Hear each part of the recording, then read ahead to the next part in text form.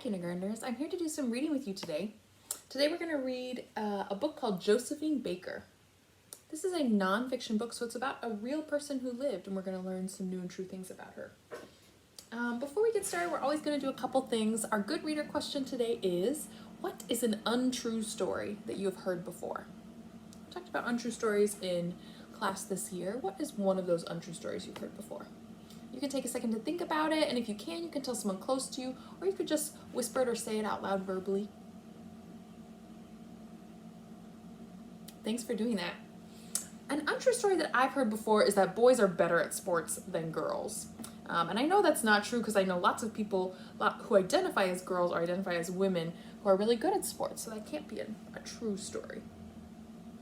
A word that we need to know in order to better understand this book is the word heroine. A heroine is another word for hero or someone who does something important, but it's also when the hero identifies as a woman or a girl. All right, before we get started, let's notice and wonder on the cover. When I look at this cover, I notice someone with their arms up. I notice a feather or something else fancy in their hair. I notice all these dots that are colorful around them, and it kind of looks like, it reminds me of confetti. Makes me wonder where this person is, where this setting is in this picture. I know a couple things about Josephine Baker's identity.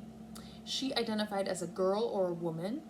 She identified as Black, and she identified as different ages throughout this book, but we're going to see her as a kid up to an adult.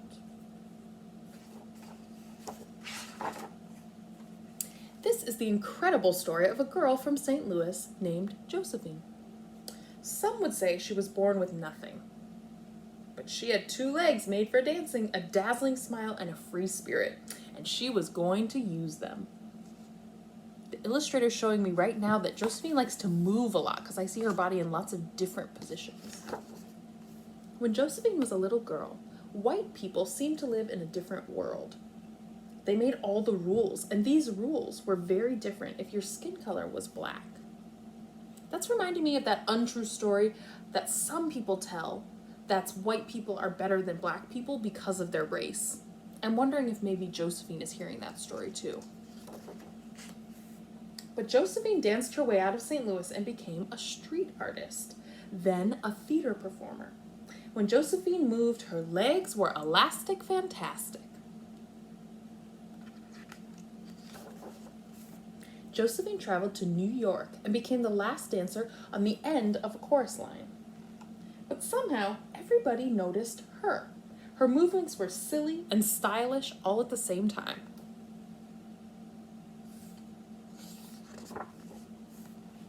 Josephine knew that she had gone as far as a Black woman could go in America at that time.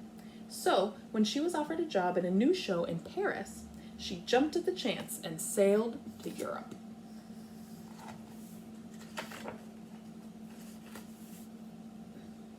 Just imagine how Josephine felt arriving in France. Here, Black and white people lived alongside each other. For the first time in her life, Josephine felt free.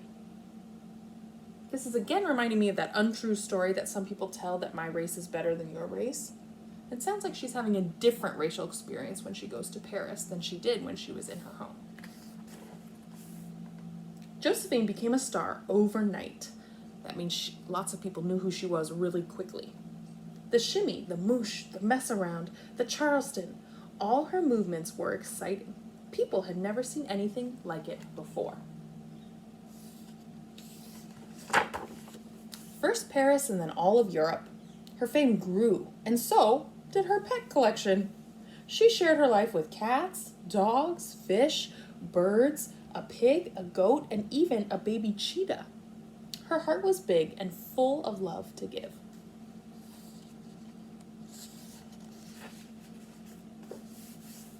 Josephine began singing and filming movies. She was the first Black woman to ever star in a film. Her dazzling personality made her a total superstar.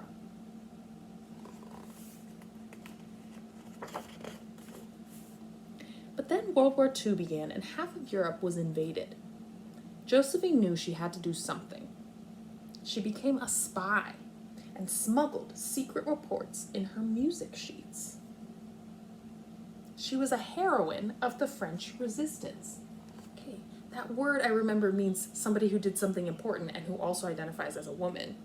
Makes me think that she did something very important to help solve that big problem that made a war.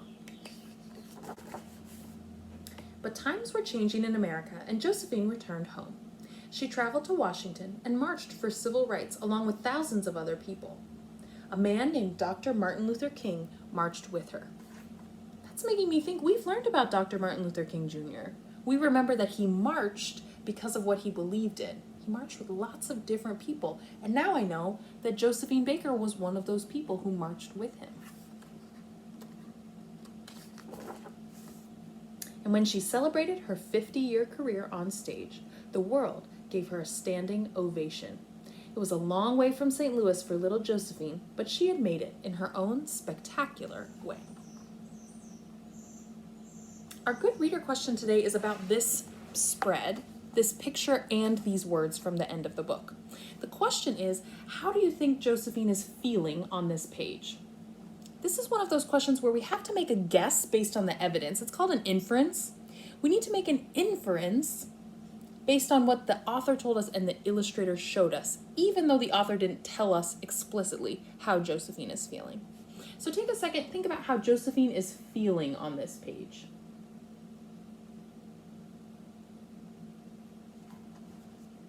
Great. My answer is that I think Josephine is feeling proud. And one of the reasons I think that is because the author is showing me her arms up and her standing on stage. That makes me think she's high energy. And I can tell from her face that she's feeling really pleasant. I can also see in this illustration lots of people cheering for her. And that makes me think that when people cheer for you, you feel really proud. So I'm thinking that maybe the author is, or the illustrator is helping me understand that Josephine might feel really proud. All right. Just like for the past several weeks and this week as well, we've been practicing the skill of comparing two texts. So we take two books that we've read and we think about what's the same and what's different. Today I thought of another book that we read together. It was nonfiction and it was about a different person, and that person was David Bowie. So I have put David on one side for David Bowie, and I've put Josephine on the other side because we just read about her. Remember, in a Venn diagram, these are things that are true about Josephine, about that book we just read, the text. These are things that are true about David Bowie, that other book that we've read. And these things in the middle where the circles overlap are the things that are true about both of the books. They're the same.